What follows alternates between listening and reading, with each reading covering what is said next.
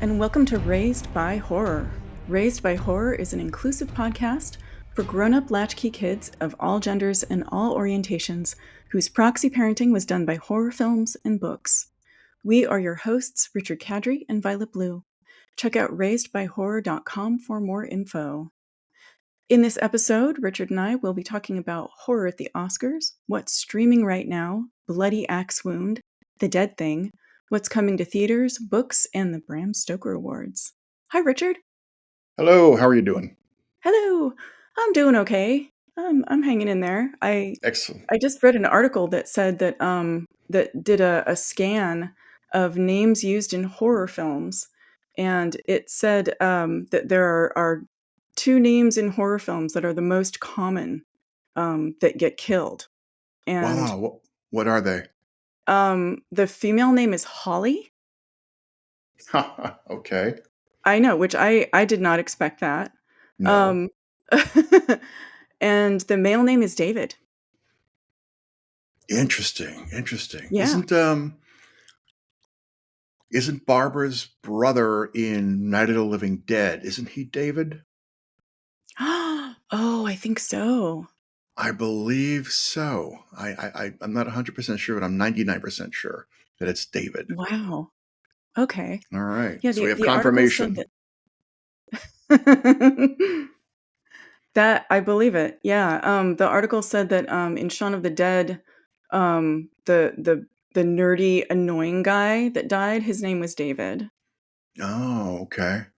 And in The Lost Boys, Kiefer Sutherland played David, and he winds up dead. Yes. But Holly was that surprised me because I couldn't even remember anyone named Holly in horror films.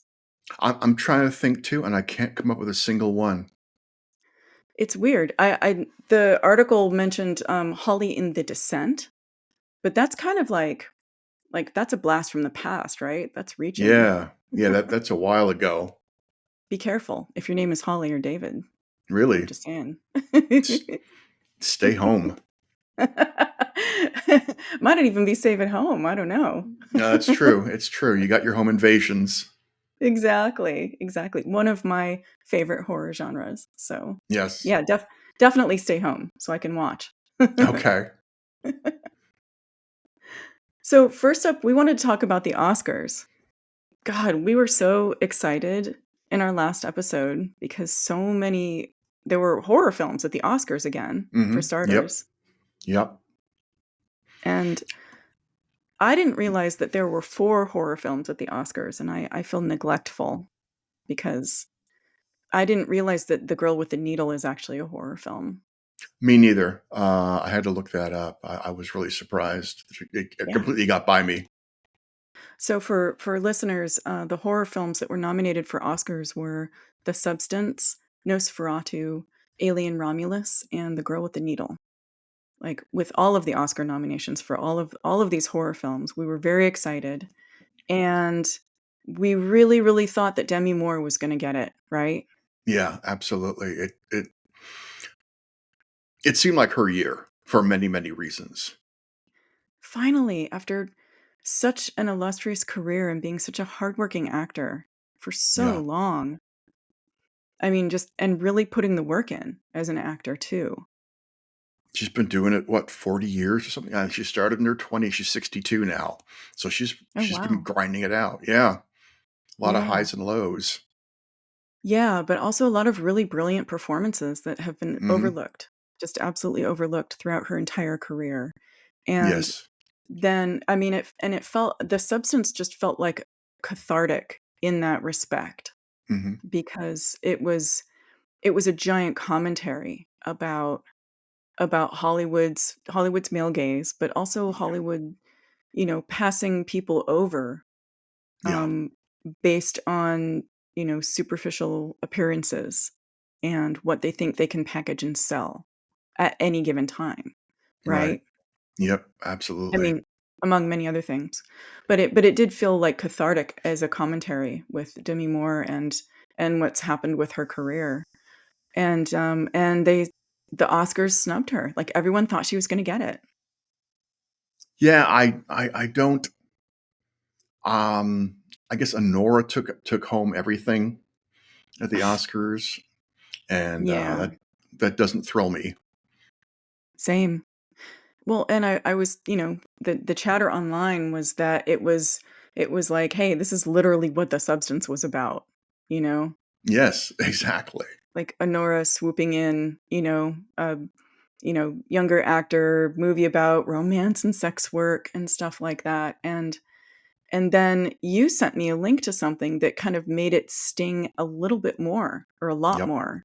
Yep. And let me read this. So Richard sent me a link to a Blue Sky post by a sex worker, Emily D. Warfield, and she wrote, "Okay, I was already having a fucking week, but I finally made myself watch Anora, and I can't sit on this anymore. Baker stole the characters, setting, themes, and tone from a tiny sex worker made production I was in 2015, and which was shared with him in 2016 to solicit his advice. Apparently, I'm the character design inspiration for the role played by the Best Actress winner in the Best Original Screenplay that was ripped from my friend's work. She put so much effort into that pilot just to have it stall out, and it was ripped off. For that hateful fucking movie, oh my god." And then she goes on to show screen caps of communication Yeah. with him. And I mean, fuck. I did a little digging, and Hmm. because I wanted to find out more about it. And so I found the film that she's talking about. It's called The Skill Set, and you can find it on Vimeo. But you have to sign in because it's, adult themes and all of that stuff. But I mean, it's just talk about piling on the I don't know, piling on the pain with Yeah. Demi not getting the award, it being like basically, the substance playing itself out in real life. And then to find out that once again, sex workers are getting ripped off by male directors. And you're just like, oh my God, like my head's going to explode. I know it's just the same thing over and over again. It really is. It's a no one's learning anything hyperloop or something. Yeah. Yeah, it's Did true. you so you said that, Demi Moore had a good speech for one of the awards that she got for The Substance. Yes, she got the Critics' Choice Award. She won for Best Actress, and she made a statement about horror. And here it goes. Oh, This cool. is this is so far beyond anything I could have hoped for. I just want to say the very recognition, not just from me, but for what this film is about, what it's trying to convey. Your acknowledgement is almost like the elixir. It is the healing balm to the very issue the film brings forward.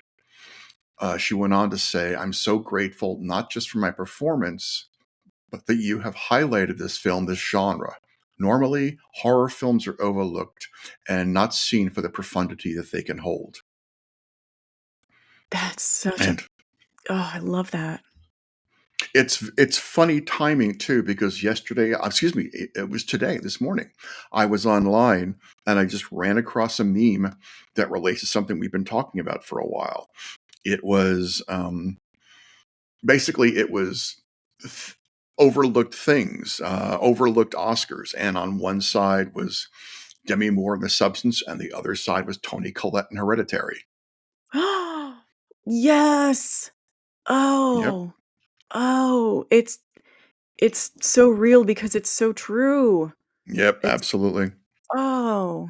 Oh.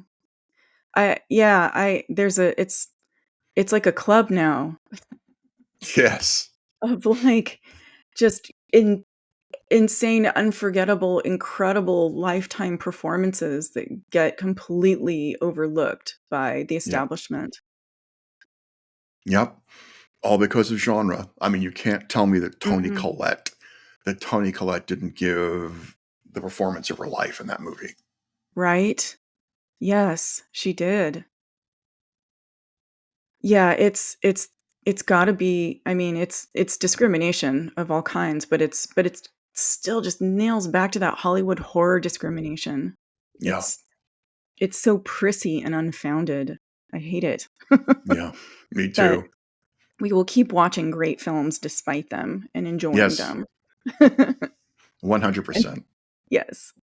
And speaking of, let's talk about a couple films that we've watched recently because in our last episode, I had seen Companion, but you hadn't. Right. And now you And have. I have, and I loved it. I just loved everything about Yeah. it. I'm so glad. I loved it too. It was like a Coen Brothers horror film, right?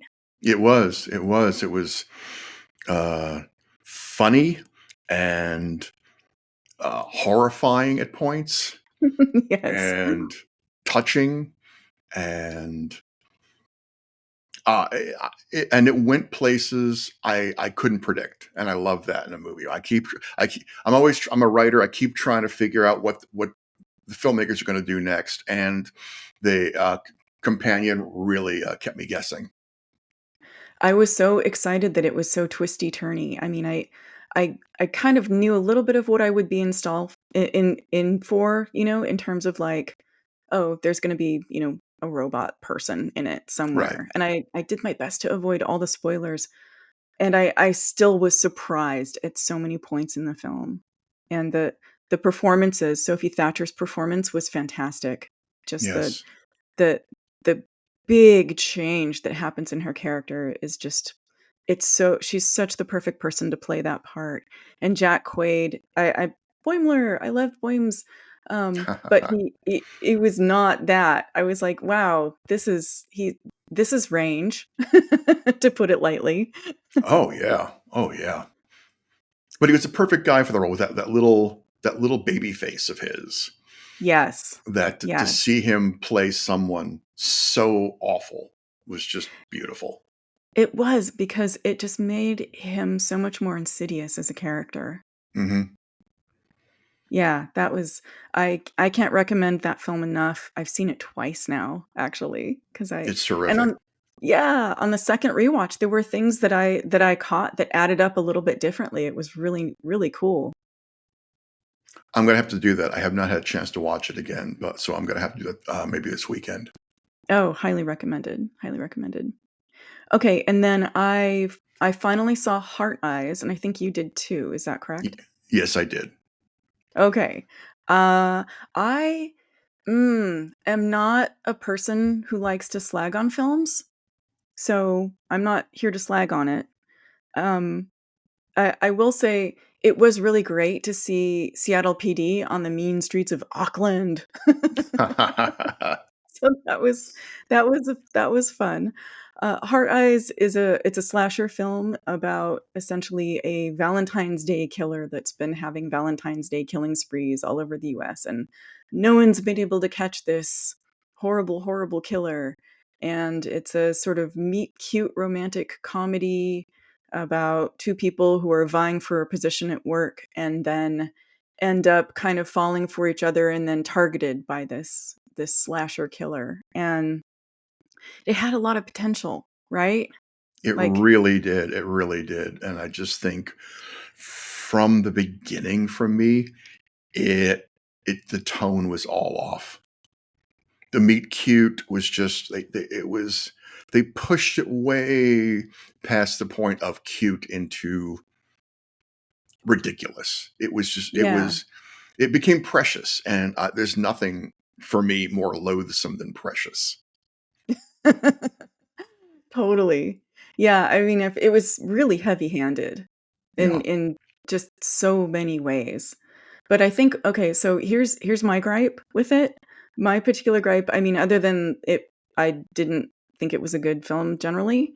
And no offense to the people in it. Like no offense. Like everyone in it did their best for sure. Abs- Um Absolutely. yeah.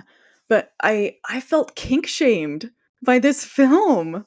This Yeah. film Yeah. this film kink shamed me so hard. I was just like at first I was like, "Oh, okay," because the joke in the cops are like, "Hey, maybe it's the serial," because they're like, "Why does the serial killer do this?" And the cops are like, "Maybe it's his kink." Hee hee hee. And I was like, "Okay." And then you get to the end of the film and it's like the whole thing is just a big kink shame. You're just Yeah. like, "What the fuck?"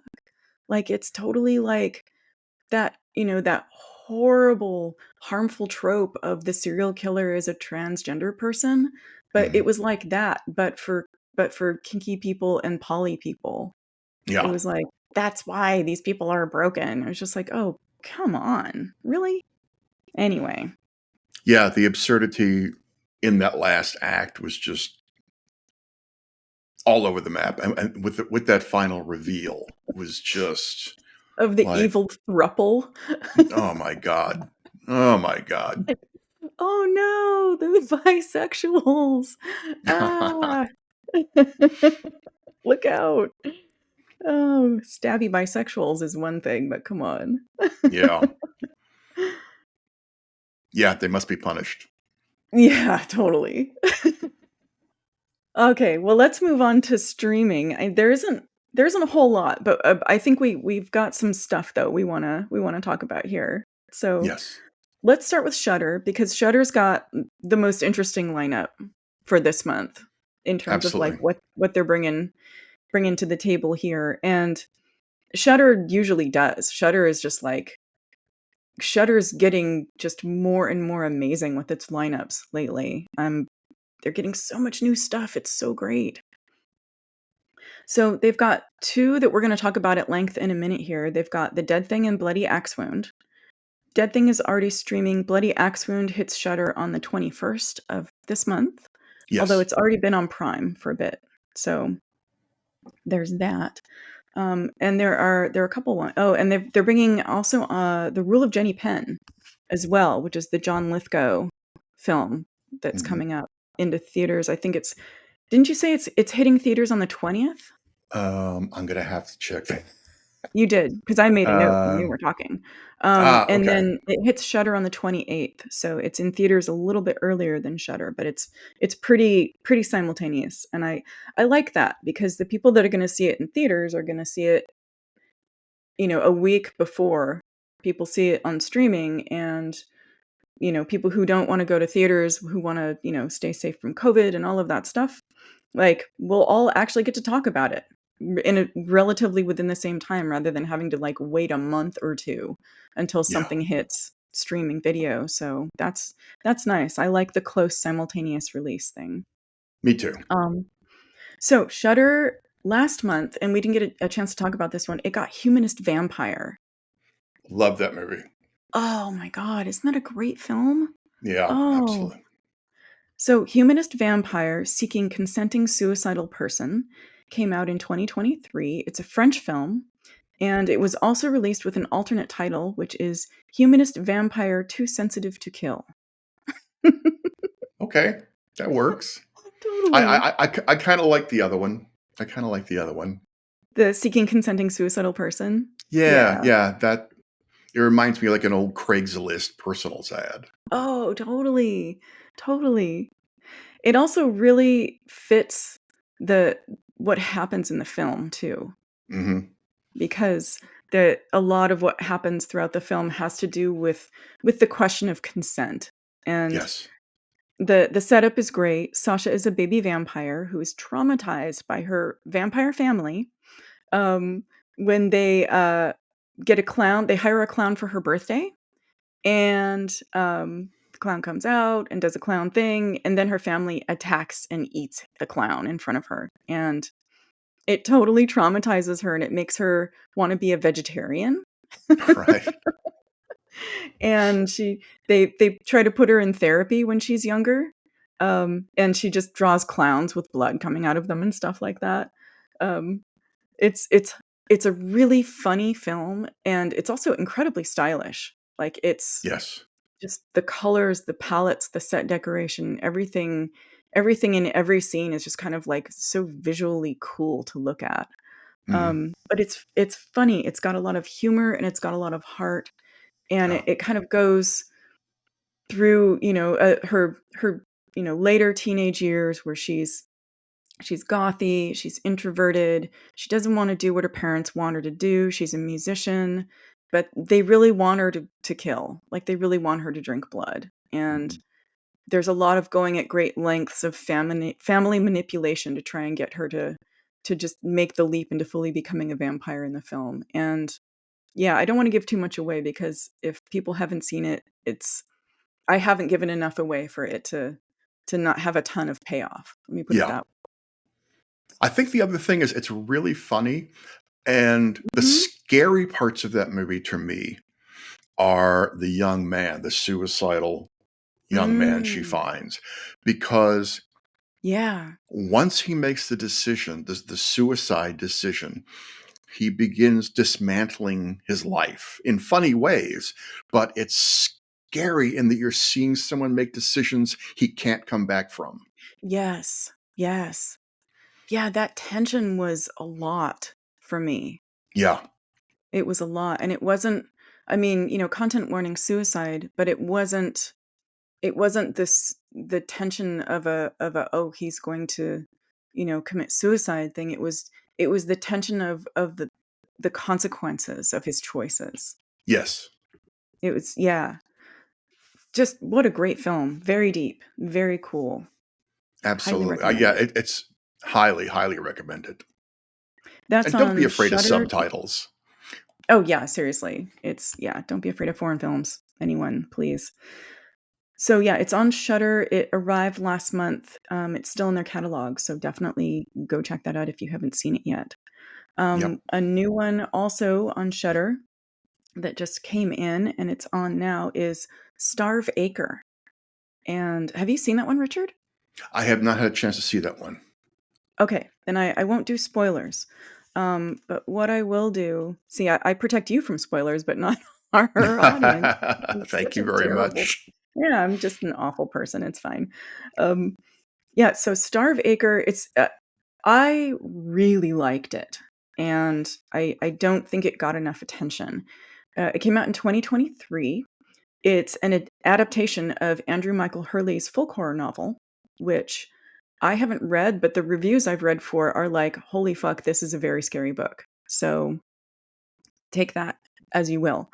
And it's basically, so it's a folk horror film set in the UK, in Yorkshire, 1970s rural Yorkshire, starring Matt Smith and Morfydd Clark. So basically, it's Galadriel and Doctor Who in a folk horror. But it's first of all, it's stunning. It's absolutely beautiful. It's just gorgeously shot and creepy, and it's one of those films where every scene looks like a painting, but like a really scary, weird, dark, horrible folk horror painting. It's rad. Um, Essentially, Matt Smith plays an archaeologist who has inherited a rural farmhouse. And so he moves his wife and son out there. Shortly after they move out there, the son starts getting sick.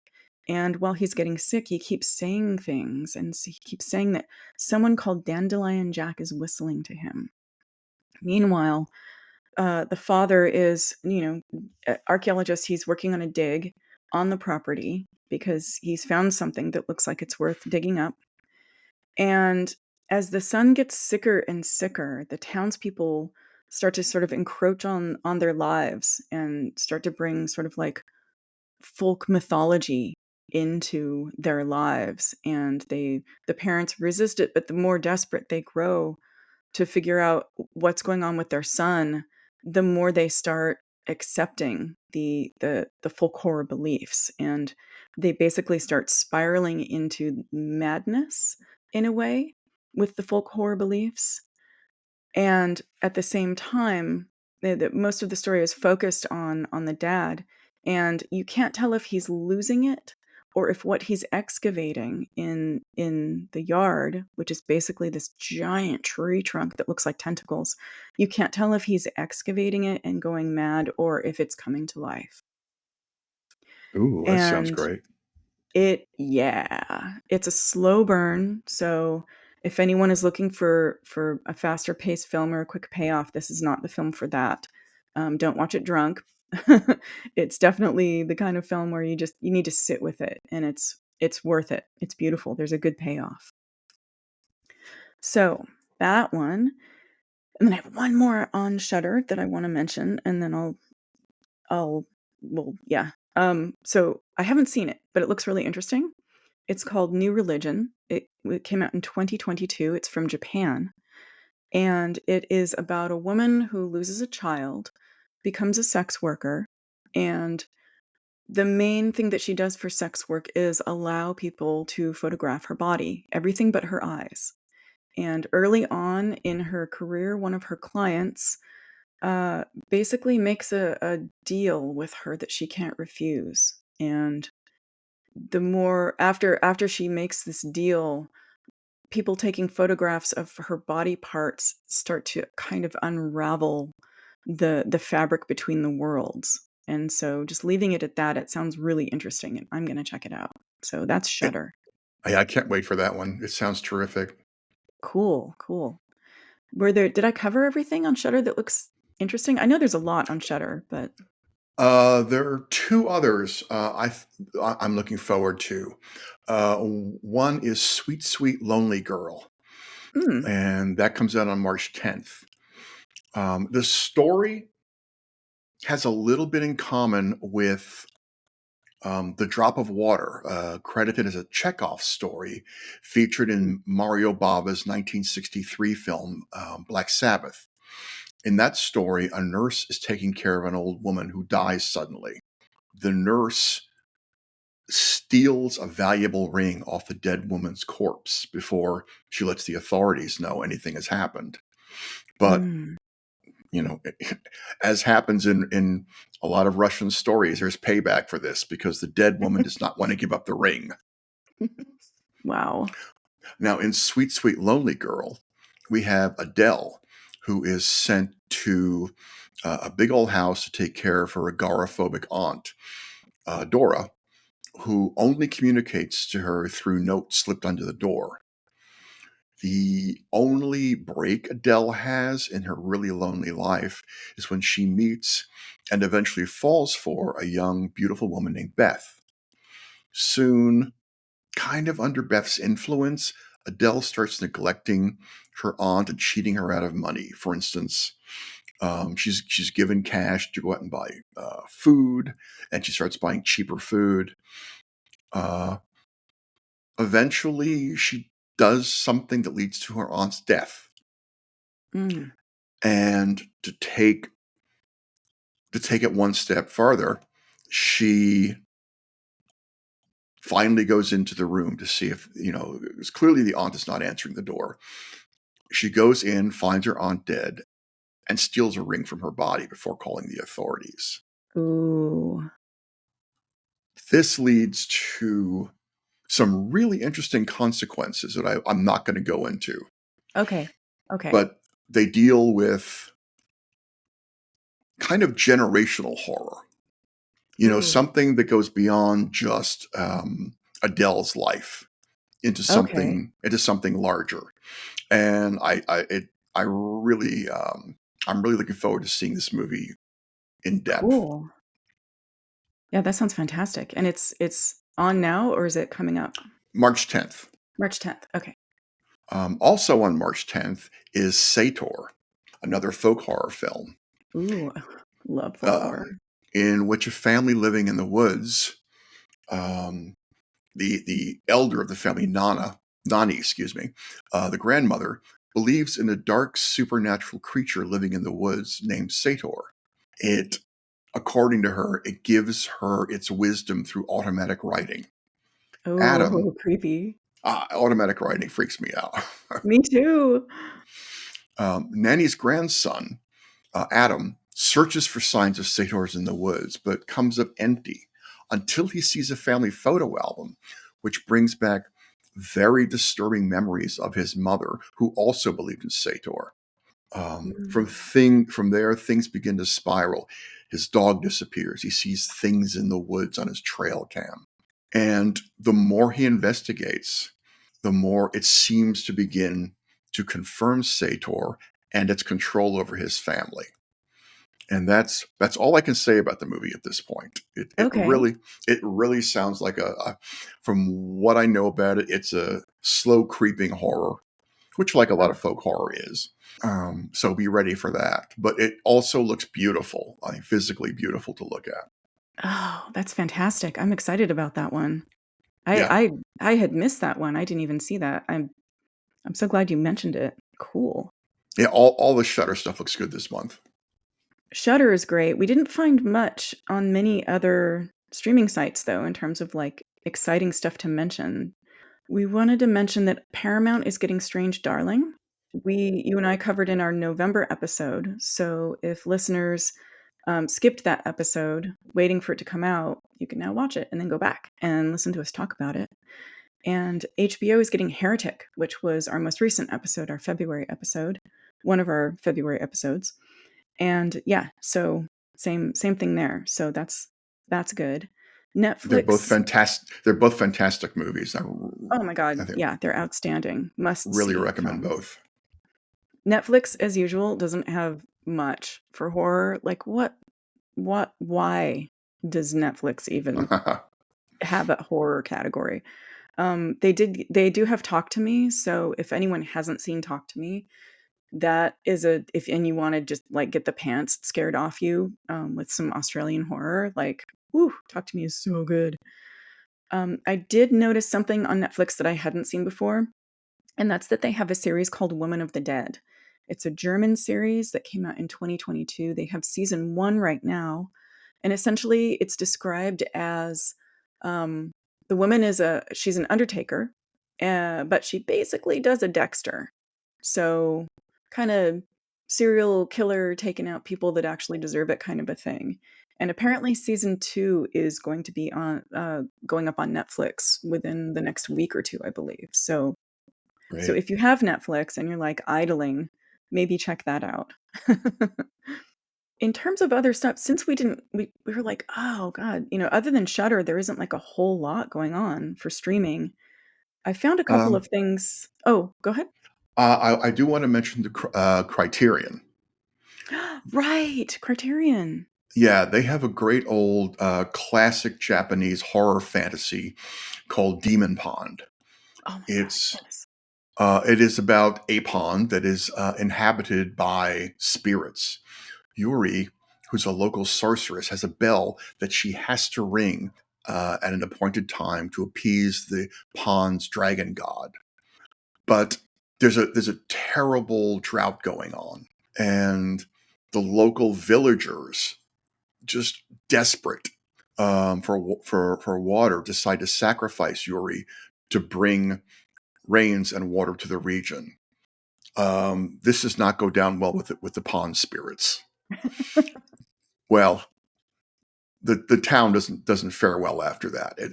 I'll say it's a gorgeous film to look at, colorful, a lovely, beautiful, dreamlike fairy tale. I really recommend Demon Pond on Criterion.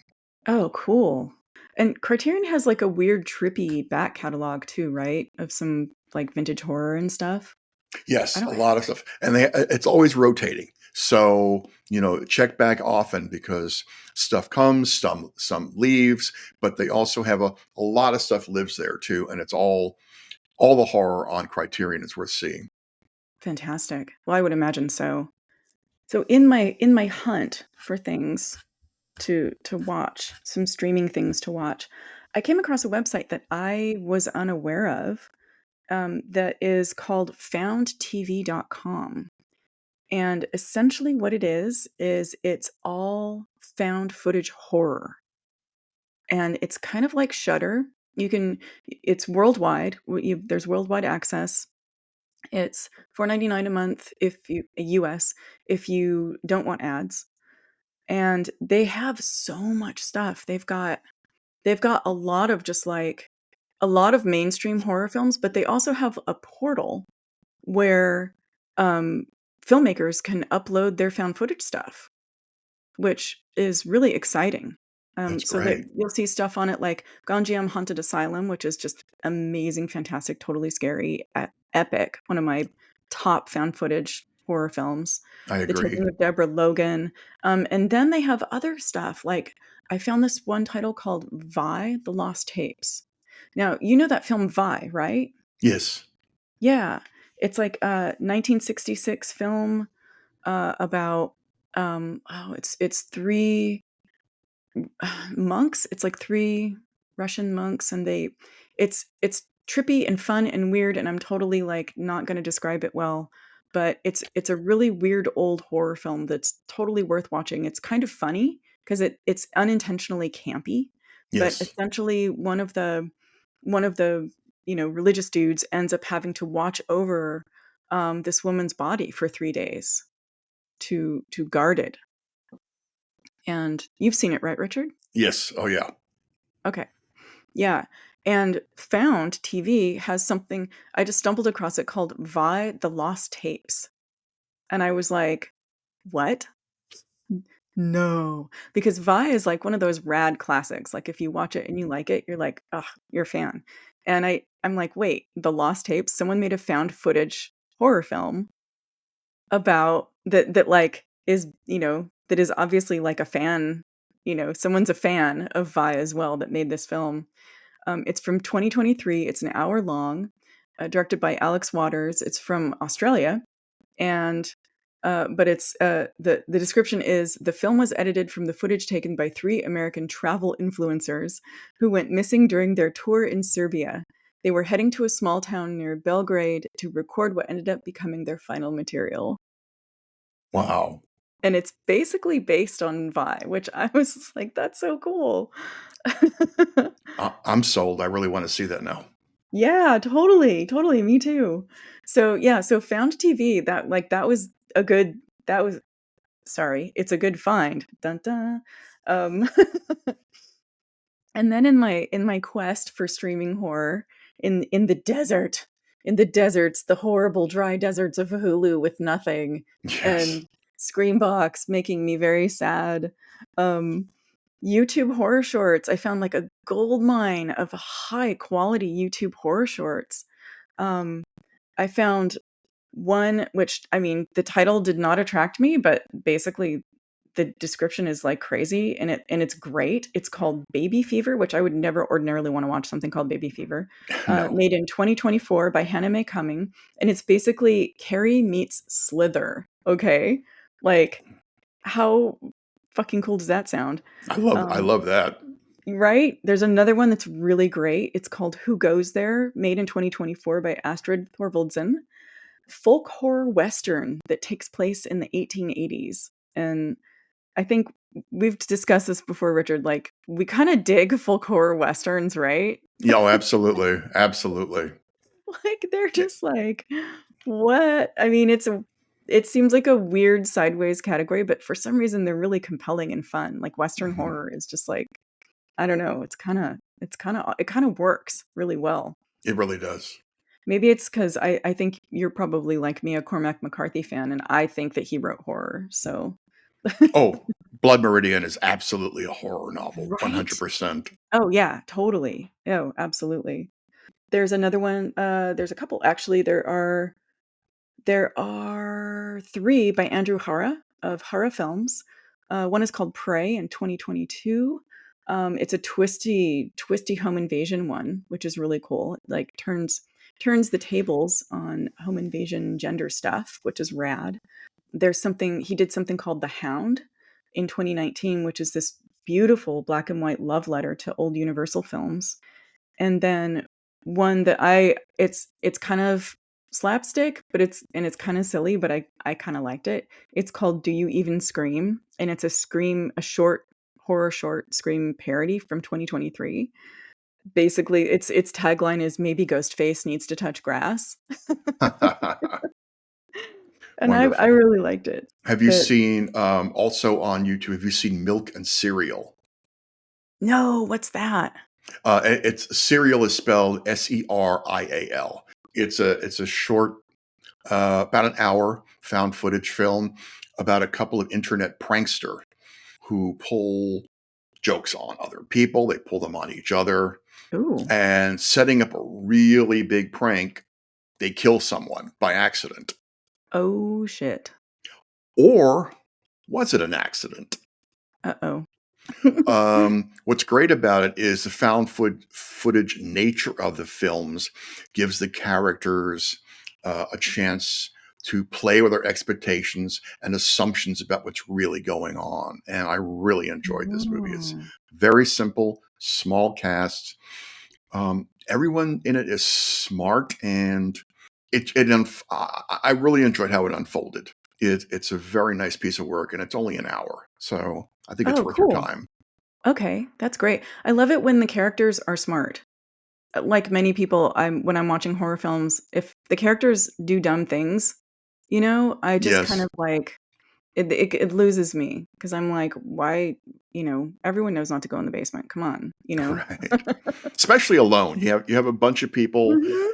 When the people break up, and they have a group, they break up into individuals and go off to become Hollies and Davids everywhere, Yes. and end up Yes.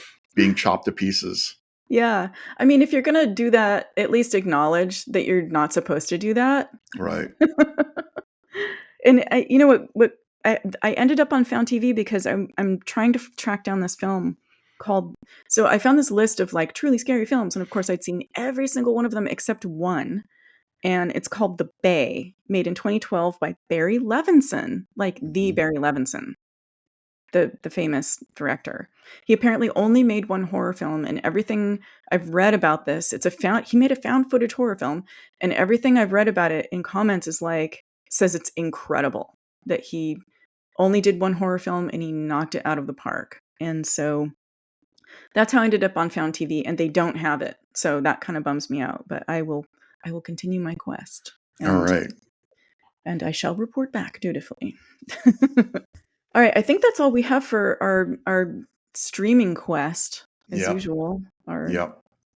our constant search for new things to discover. What do you say we dive into our main films? Great. Love to. Cool. So we're going to talk about The Dead Thing and Bloody Axe Wound, both of which are on Shudder. Do you want to go first, or do you want me to go Sure. first? The Dead Thing. I really like this movie. It's interesting. It seems kind of divisive. I really thought Hmm. it was terrific. I think on Rotten Tomatoes it has like a 4.8 or a 5 or something. What? Um, because it's not a fun horror movie. It's about Hmm. serious stuff, about lost people. What it is the story of Alex, a young woman addicted to dating app, and she's Right. really trapped in this cycle of hookups and very meaningless connections.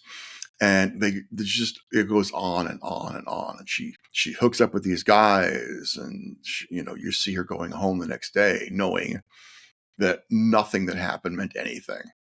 Until one night, she hooks up with a young guy named Kyle, who is just charming and handsome and kind of irresistible.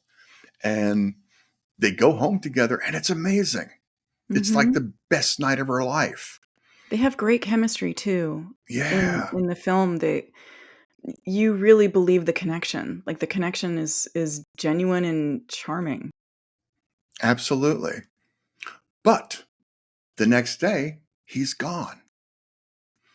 And this really, really shocks Alex. She tries over and over again to track him down. He seems to have ghosted her on her texts. So she goes out on another date and sees him in the bar where they met with another woman. Right. S- Well, and at that point, she's obsessing with yes, why he won't respond to her because they really did have a connection, and you really got the sense that they were going to see each other again. They had this. They were so flirtatious about the way that they kind of had to part. yes. You Oh know. yeah. Oh, they were definitely going to get back together, and then it never happened. Yeah. And it does make her a little crazy. So she Yeah. does. She goes a little stalkery for a while. She keeps digging, and then at a certain point, kind of gives up. But through another connection, she learns something new about Kyle, and it leads to it leads to a supernatural secret that kind of unravels both Kyle's life, her life, and another person's life that I'm not going to say who. The movie is really It's about obsession and lust and infatuation and all that, but that's not the center of the film. It's about modern dating in an interconnected world when we use technology to supposedly improve our lives.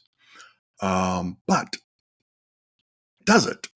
I mean, it's a film about loneliness and longing and the obsession that grows out of that need. It's a kind of modern tragedy where people who are desperate for connection will go to any lengths to make it happen. And that's kind of all I want to say about the movie without giving too much away. I think the tragedy aspect of it might be why a lot of people, why it gets a low rating. It was directed by Elric Kane. He was born in Brooklyn and grew up in New Zealand. Oh, He, interesting. yeah, his other big horror credits are for directing two series, Inside Horror and This Week in Horror. And Oh, cool. he has two podcasts, Fangoria's Colors of the Dark and New Beverly Cinema's Pure Cinema Podcast. Okay, cool. And The Dead Thing came out of simply some notes he had on his phone for about 3 years, he said. It just said dating app horror. Which And could what which could just apply to anything, really, all dating app all wise. all dating apps are horror apps. Totally.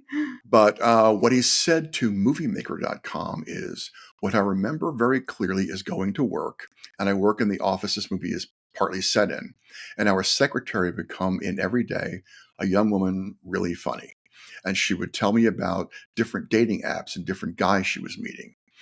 They were never dark or disturbing stories. It was always goofy, but it sounded like a full-time job. And it was fascinating. It was fascinating to hear about to him as someone who wasn't in the dating pool at that time. By talking it out with his writing partner, they developed what became The Dead Thing. And it's not laughs. It's a serious film for grown-ups, but I really think it's worth watching right now. It is about the world we live in right now. And that's part of where the horror comes from. Definitely.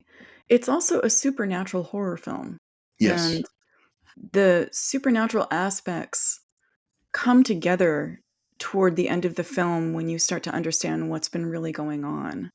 There's a strange point when you you start to wonder, like, well, there's dissociation that happens. So I just want to, I guess what I'm jumping in to say is that it's not necessarily a film about dating apps and the horrors of dating or anything like that.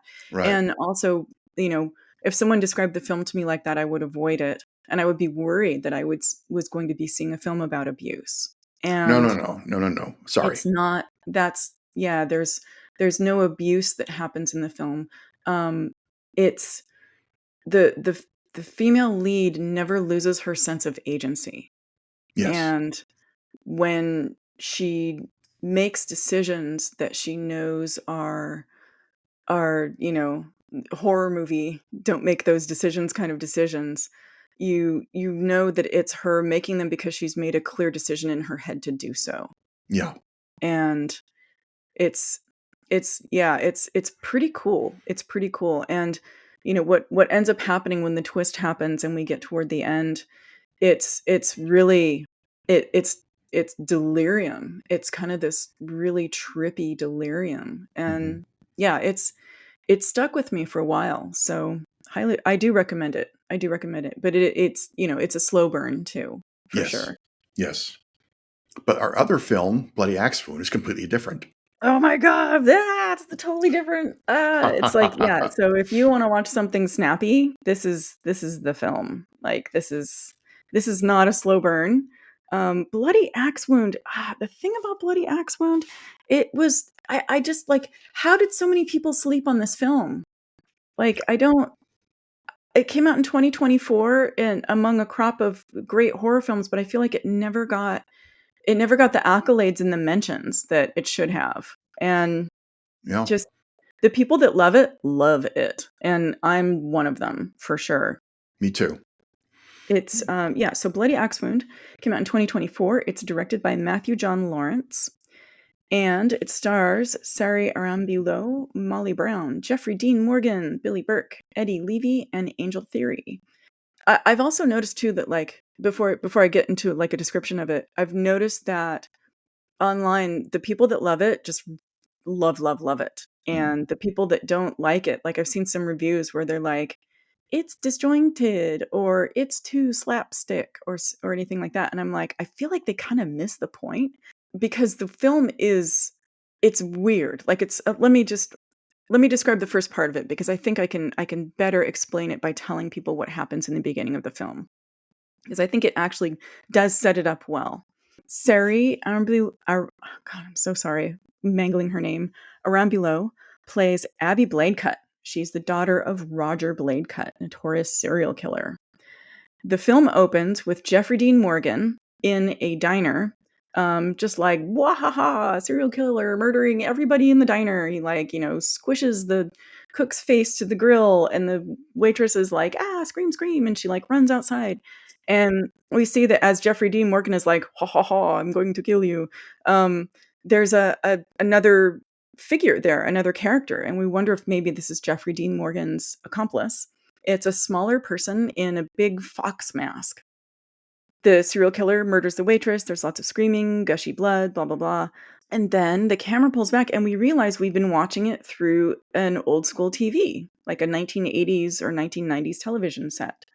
And we get a voiceover from Abby, who explains in the voiceover that murders have been happening in this town all of her life and have been put on tape, packaged, and sold for decades.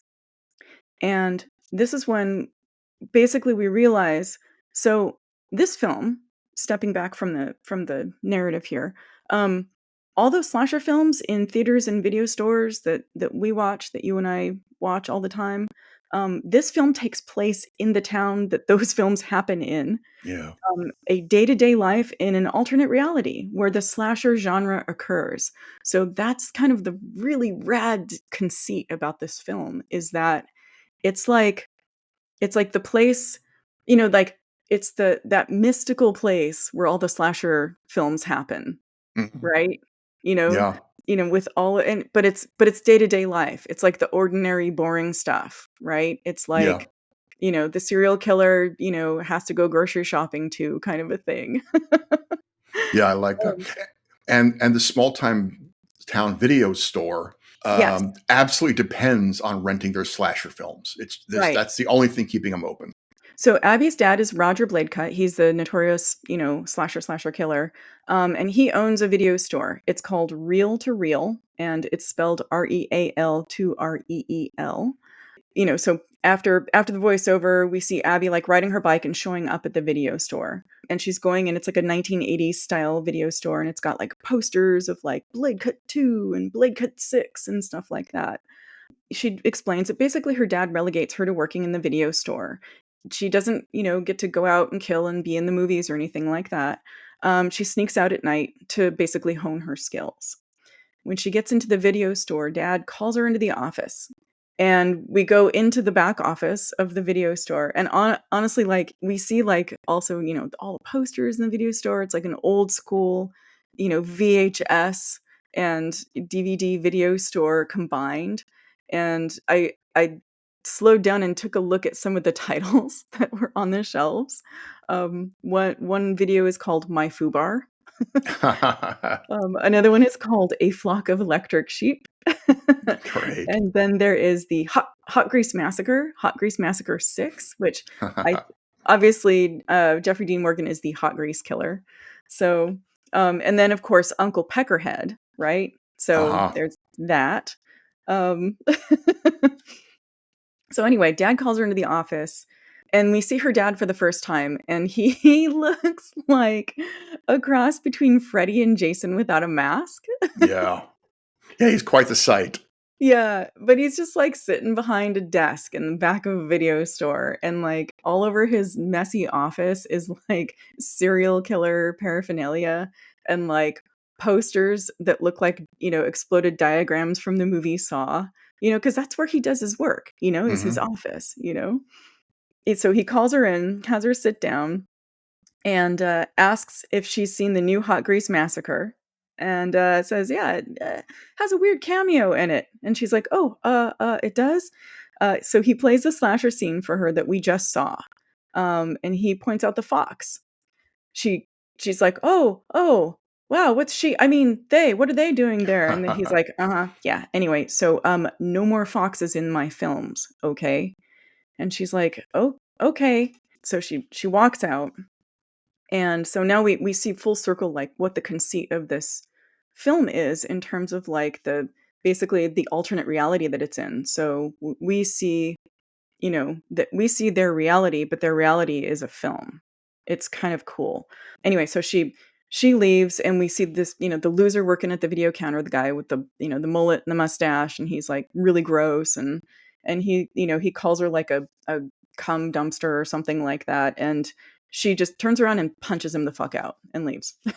And we immediately understand that Abby is not to be fucked with. And she's definitely one of my favorite horror film characters. Yes, and we love her instantly. Oh, we do. We absolutely do. So she leaves, picks up her dad's bloody laundry and takes it to the dry cleaners because that's normal. And she goes in, and the guy who works the dry cleaners, Glenn, who's also just what a terrific character played by Eddie Levy. He's like, oh no, nope, nope, not again. I am not doing this again. And she says, hey, so what if we give you a small part in the next film? And he's like, what? I'll do it. There are no such thing as small parts. So he completely jumps at the chance, and we kind of get the setup right for that. She gets back to the store. She unrolls the new poster for the next Blade Cut film, and she sees it says "Son of Blade Cut." He's chosen. Basically, her old dad has chosen a successor, and it's the dude behind the counter at the video store. Yeah. So she confronts him over dinner that night, and so we see this like ordinary, slasher at home family where they're just, they're eating, broccoli and chicken, and they're with mother, and mother is a corpse. It's all dressed up really nicely, and they talk like she's actually a person that's there. So it's very much like the Texas Chainsaw Massacre scene. Do you remember that? Oh, You've got absolutely. a dead family member. But kind of cross with Leave It to Beaver. Yeah, totally.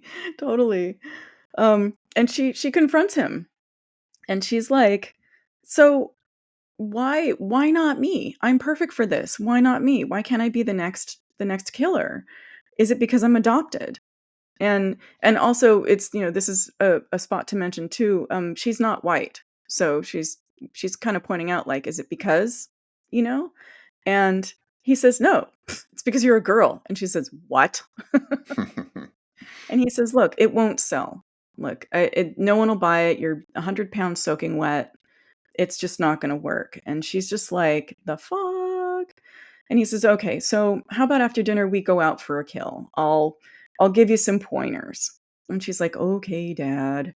And so they pull out the high school yearbook because, of course they do. They pull out the yearbook to figure out who to kill next for the films.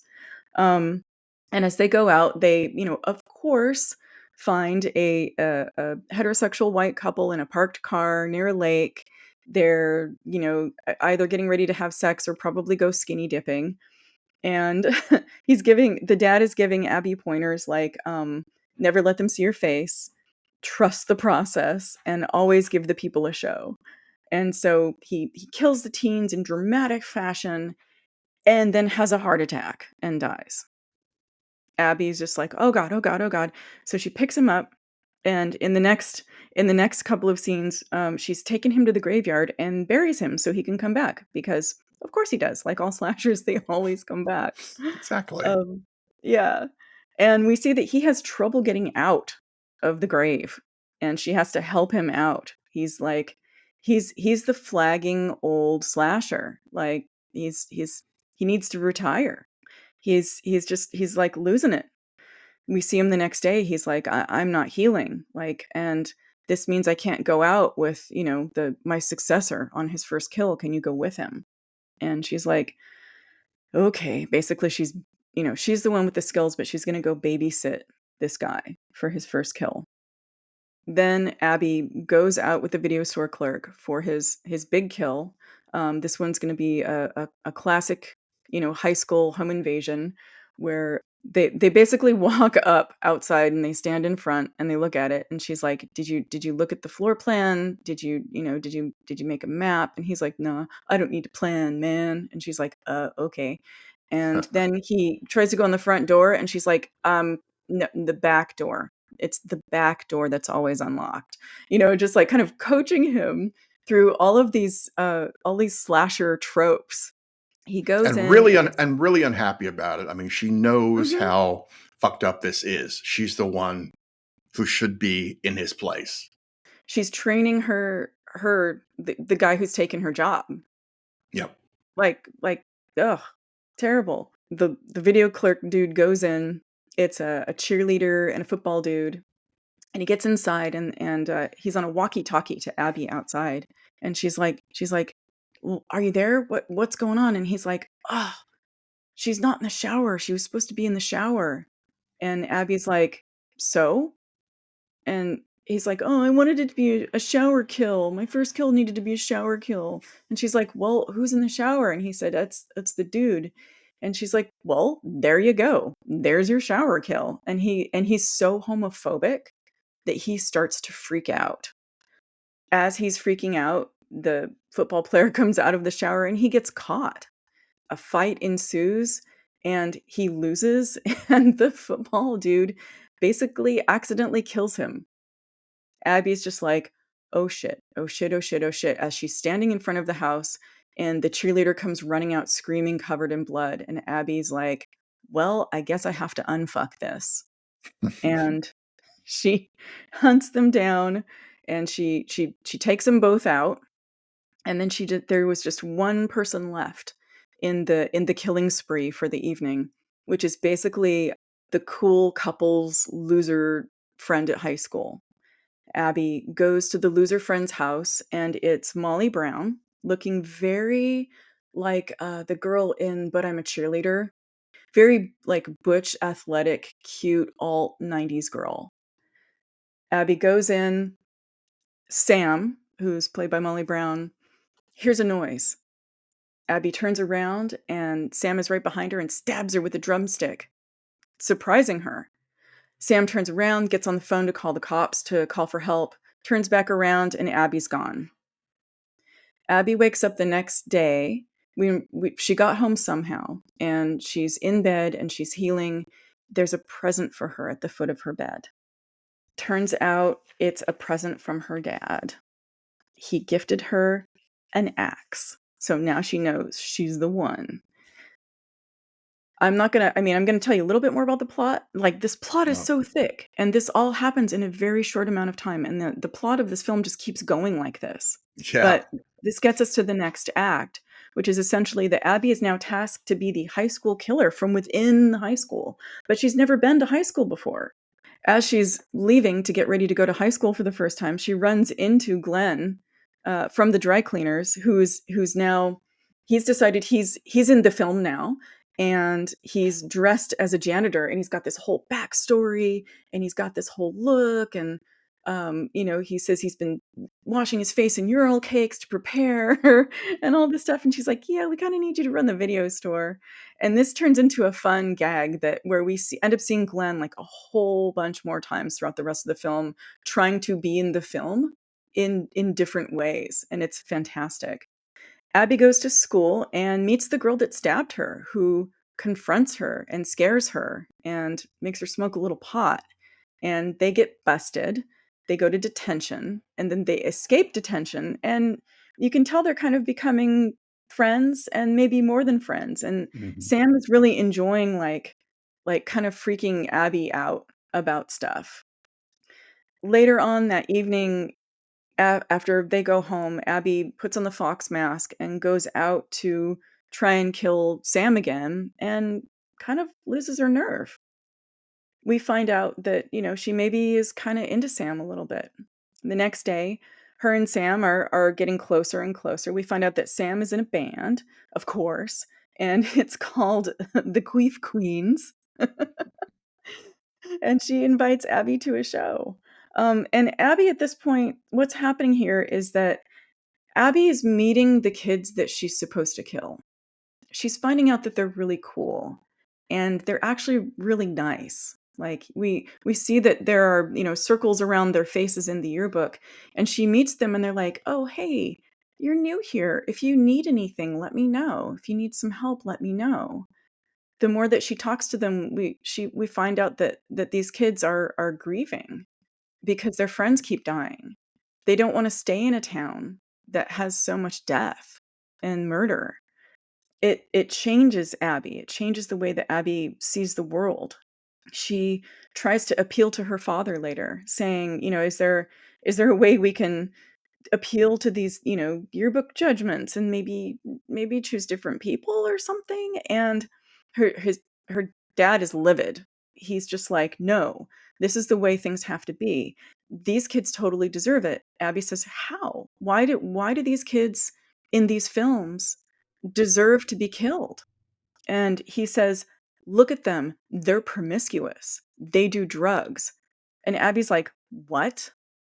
What? Like what year is this? What planet are you on? You're condemning these kids to death for promiscuity, and they're not even really promiscuous?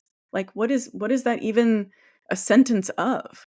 It's a really wonderful way to do some commentary on the puritanical nature of slasher films and the whole, like, slutty people deserve to die, like the message that's hammered home constantly in these films and has been for decades, right? About, abstinence and purity Mhm. and having to maintain these cornerstones of society by being heterosexual and getting married and having babies and not having premarital sex, and behaving properly to uphold society, rather than just being human and finding out what that's like.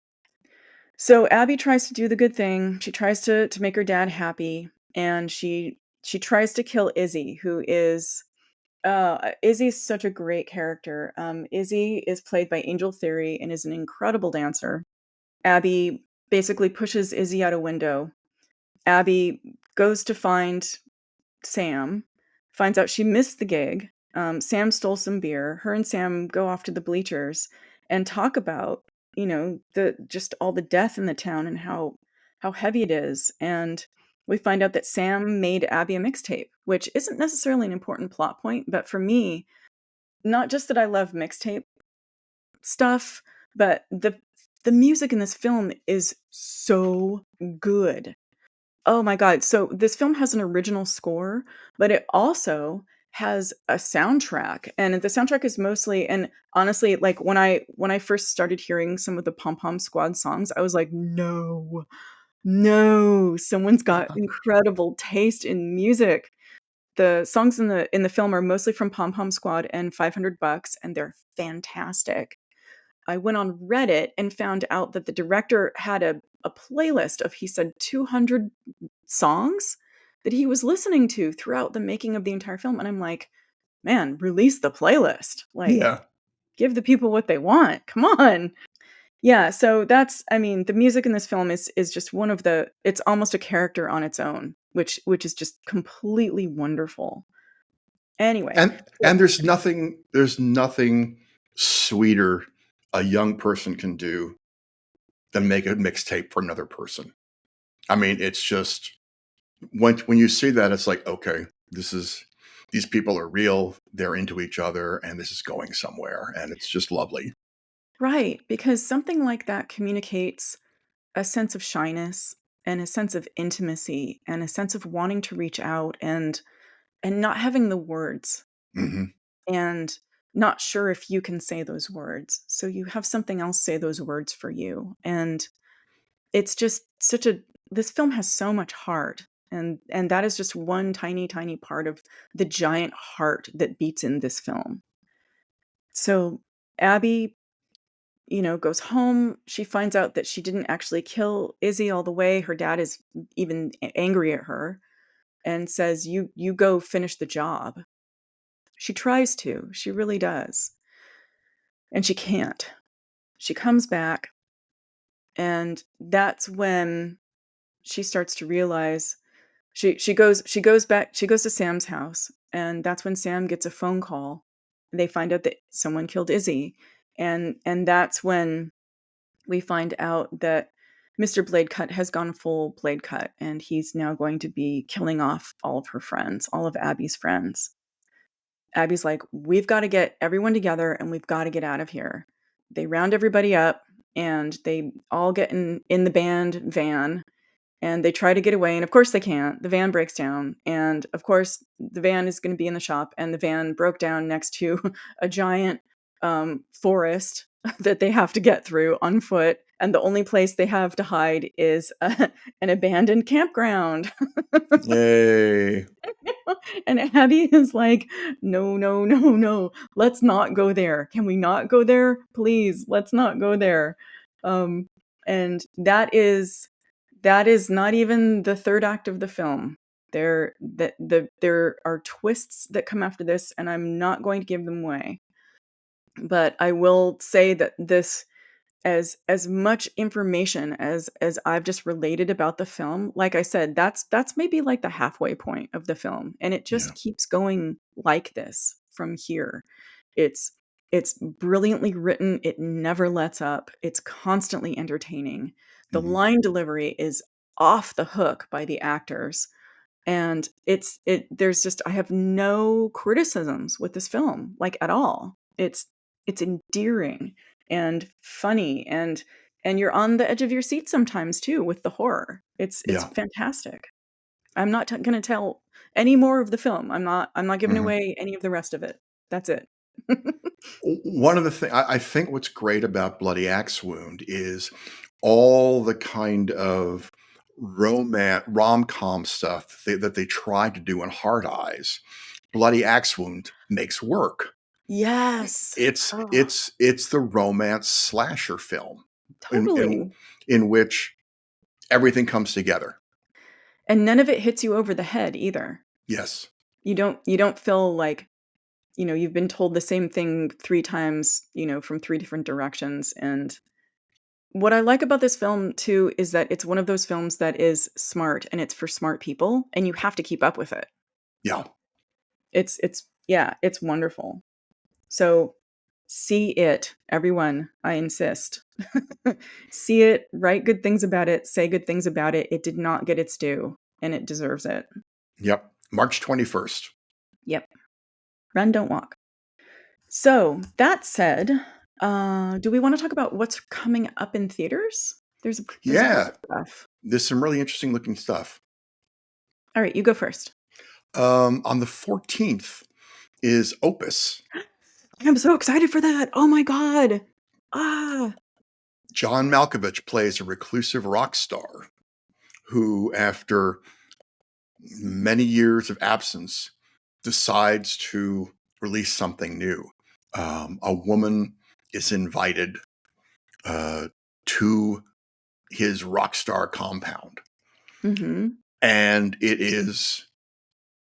it seems to be just your usual rock star excess at first.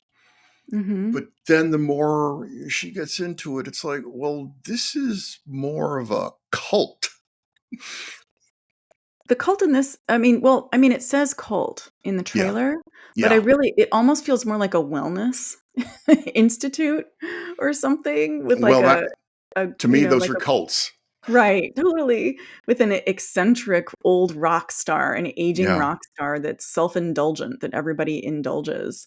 And Juliette Lewis is in it. So you're just like, wait, is this like the Wellness Institute in Yellow Jackets? But you get, like, from the trailer, you can tell that it goes somewhere humorous, but also somewhere very, very creepy. Yeah. Like there's some wrongness going on there. So I'm thrilled. Like it's already, it sounds like it's got great music. So I'm really looking forward to this one. And that's on the 14th, you said? Yes, March 14th. Cool. Yeah, I saw the trailer and I was like, sign me up. I'm hooked. Let's go. That's going to be fun for sure. And on the 21st is Ash, which is science fiction horror. Yeah, well, which is my jam. Like, Which, yes. that's so my thing. I love sci-fi horror. But I don't know. I'm kind of on the fence about this. I like Aaron Paul. I see that Aaron Paul is in it. Hmm. But it's basically like what's the plot is she's a astronaut and Everyone on her space station's dead. When she sort of wakes up, she has no memory of herself or why she's there. Um, but she has these quick flashes about the other astronauts and what they were doing there. oh, So, okay. and when Aaron Paul shows up, he's not part of the crew. So he Oh, shows up, and when he does, she has to decide if he's someone she can trust, okay. maybe run from, maybe does she have to kill this guy? It has the feel to me of something like Pandorum. If you saw that, this Mhm. has a similar look and feel to it, at least to me. And I Okay. think you can kind of judge on, did you find Pandorum fun? This looks like it could be along those lines. I don't know if it's going to be an big intellectual exercise, but it sounds like it could be a lot of fun. And also I saw there's another one I'm excited about, well, I'm interested in called Locked. Yeah. And that one comes out on the 21st. It's Bill Skarsgård, which I will just watch anything with him in it. And no, Mhm. not because he's hot, because I really am a fan. He's actually not my type. He's my type of actor, like performer. Like Yeah. I've liked pretty much every single thing he's been in. And I Yeah. know that if he's in something, I'm probably going to like it because he just keeps taking projects that are like, oh, that's totally my jam. Yeah, he's in this film called Locked that's coming out with Anthony Hopkins. It's produced by Sam Raimi. It looks like and another reason I was interested in this film too is so it looks like basically a guy who's down on his luck or maybe homeless. He's, he needs money or something. Like I don't know what exactly the setup is for why he's down on his luck, but he's car bombing, which is something that we did on the streets when I was a homeless kid. And basically what car bombing is that you just walk along parked cars and you just try to open them because someone always leaves a door unlocked. Always. Sometimes you find change, sometimes you find like, toll money or whatever, or sometimes you find other stuff, like what things that you need essentially if you're homeless or desperate. So when I saw that like it opens up with him, car bombing, like going from car to car, I was like, oh, wow, okay. Yeah, that's if anyone thinks that's not realistic, well, just talk to me. Anyway, so it opens with Skarsgård car bombing and a really nice SUV has a door unlocked and he gets in and it's a death trap. And that's kind of where it starts. So it looks cool. It looks like it looks interesting to me because it's one location. He is in this van. Yeah. It's it's not even like he's in a locked room or a locked house. It is a van. Well, it's like a giant SUV, I think. It's a big SUV, but it's still just a It's vehicle. van-like. Yeah, totally. Yeah, he can't get out. And William, the voice on the phone, torments Anthony him, Hopkins. who is Yeah. Anthony Hopkins, torments him and just runs him through the ringer. Just for Anyway, I don't know. fun. Just for fun, it seems. Yeah, totally. On the 28th, we have The Woman in the Yard. Yeah, that looks interesting. I don't know the plot though. A woman named Ramona has a seriously injured son, a 14-year-old, and a 6-year-old daughter, and they live alone in a rural farmhouse. One day, a woman just appears in their yard. Ramona immediately assumes that the woman is either lost or maybe she wandered away from somewhere. Maybe she has dementia. But as she gets closer and closer to Ramona's house, it becomes very obvious that she is not an ordinary person and that her intentions are not peaceable. And now Ramona on her own in the middle of nowhere has to protect herself and a woman who simply refuses to leave them alone. It's a very spooky looking setup that I think would be really eerie. I don't know if it's quite folk horror. It's definitely rural horror. I think it looks really, really interesting. Oh, that sounds intriguing. What was the date on that one? That is March 28th. Cool. So at least we've got some things to look forward to. Yeah. All right. Let's any books before we go? I wanna mention there's a series that I'm interested in reading that I don't have yet. But it's called the Osgood As Dead series by Cooper S. Beckett. Have you heard of this?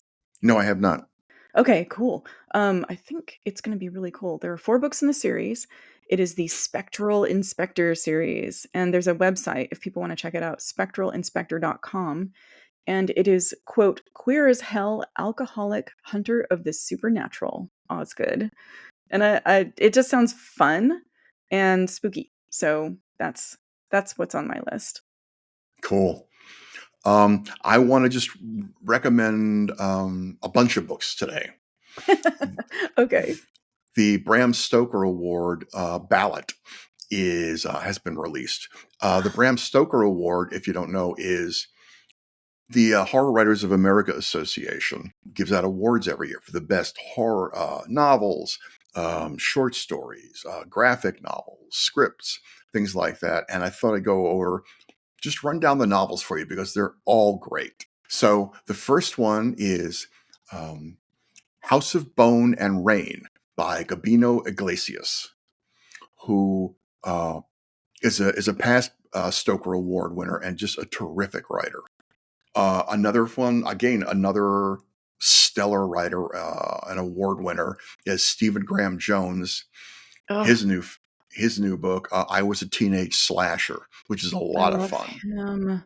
I Yeah. love his work so much. Oh, I'm so glad. I'm so glad he's up for this. This is so Yeah. great. We also have The Haunting of Velkwood by Gwendolyn Keist, or I'm not sure how to pronounce her last name, Keist. And let's see, and we have 2 others. Incidents Around the House by Josh Mallerman, and horror. Cool. Yay. And I'm horror a movie. fan. Yeah. Of And Mallerman. I'm sorry. That got you My excited. excitement is making me interrupty. I'm so sorry. It's okay. I'm a Mallerman fan too. So what was the next one? The last one is Horror Movie by Paul Tremblay. Oh, okay. Another award winner, terrific writer. Yes. And all of these books I can recommend highly. They wouldn't be on the list if they weren't the best of the best. What's great about like all the nominations for the Stoker Awards is that you can just add them to your library. Like you just know they're going to be good. Yes. Oh, that's fantastic. And I haven't read any of them. So that's perfect. Great. And that's all I have for books. Okay. That's quite a lot. We've got I'm just happy to have a lot more added to my reading list because I've read, I think at this point, pretty much every single space horror book ever made, ever written. I'm like out. I'm like fresh out and I'm very sad. I'm waiting on pre-orders to show up and I'm just like wandering around with my hands in the little cup. Please, sir, may I have some more space horror, please? So anything that tides me over makes me very happy. Thank you. All right, I think that's about it. Thank you for joining us on Raised by Horror. In our next episode, we'll be talking about films we can't stop thinking about and other ghastly delights. Until our next episode, find us on iTunes, YouTube, Spotify, and raisedbyhorror.com. Look for Richard Kadri at richardkadri.me. Nope, you're at richardkadri.com now, right? No, I switched. I'm richardkadri.me. Okay, richardkadri.me. Violet Blue at violetblue.com. And we are on all the usual social sites. Yeah. So go stab those subscribe buttons and stay out of the woods at night, kids. Goodbye. Bye-bye.